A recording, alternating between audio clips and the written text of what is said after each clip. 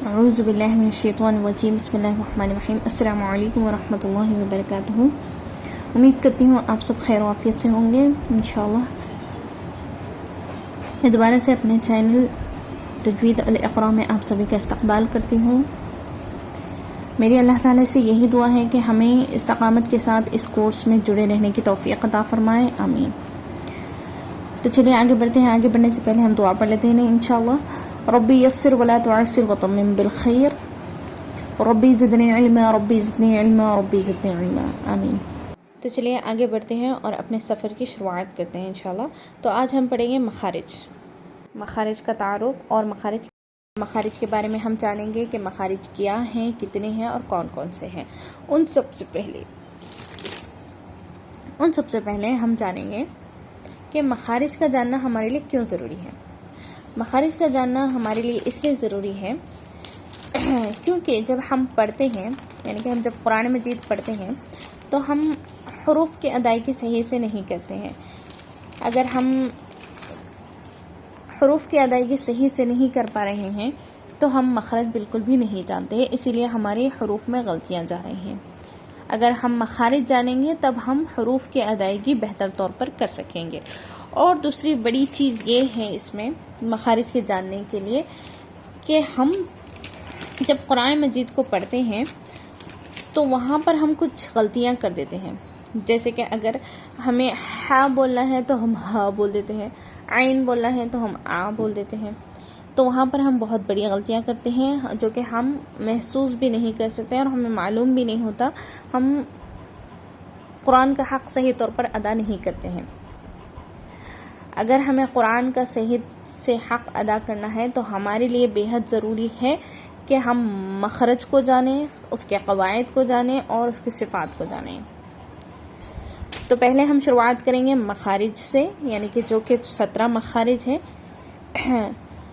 یہ اس لیے ضروری ہے جیسے کہ اگر آپ کہیں گے الحمد تو برابر ہے، چونکہ تمام تعریفیں اللہ ہی کے لیے ہیں۔ الحمد اگر کہیں گے آپ تو اس میں معنی میں تبدیلی آ جائے گی، تعریفیں کی جگہ کچھ اور حروف آ جائیں گے جو کہ ہم نہیں چاہتے۔ اسی کے ساتھ آپ یہ دیکھ سکتے ہیں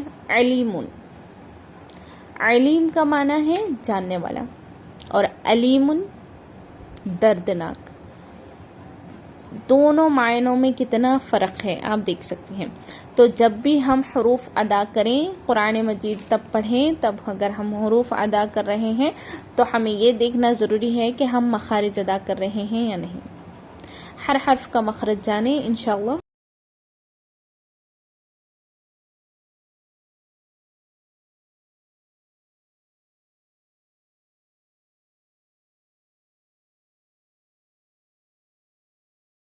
تو چلیے آگے دیکھتے ہیں مخرج کی تعریف۔ مخرج کی جمع مخارج ہے، یعنی کہ مخرج ایک کو کہتے ہیں اور مخارج ایک سے زائد کو کہتے ہیں۔ یہ ٹوٹل 17 ہوتے ہیں۔ مخرج حروف کے نکلنے کی جگہ کو کہتے ہیں، یعنی کہ منہ کے وہ حصے جہاں سے حروف ادا ہوتے ہیں، ان کو ہم مخرج کہتے ہیں۔ تو یہ ہوتے ہیں ٹوٹل 17 مخارج کو ہم آہستہ آہستہ جانیں گے انشاءاللہ، ایک کے بعد ایک جاننے کی کوشش کریں گے اور اس کی پریکٹس کرتے جائیں گے۔ اس کے بعد ہم دیکھیں گے مخارج کے اصول کیا ہیں۔ مخرج کے اصول ہیں 5۔ حلق یعنی کہ تھروٹ، جسے ہم گلا بھی کہتے ہیں۔ لسان یعنی کہ زبان۔ شفتین یعنی کہ ہونٹ جو لپس ہوتے ہیں۔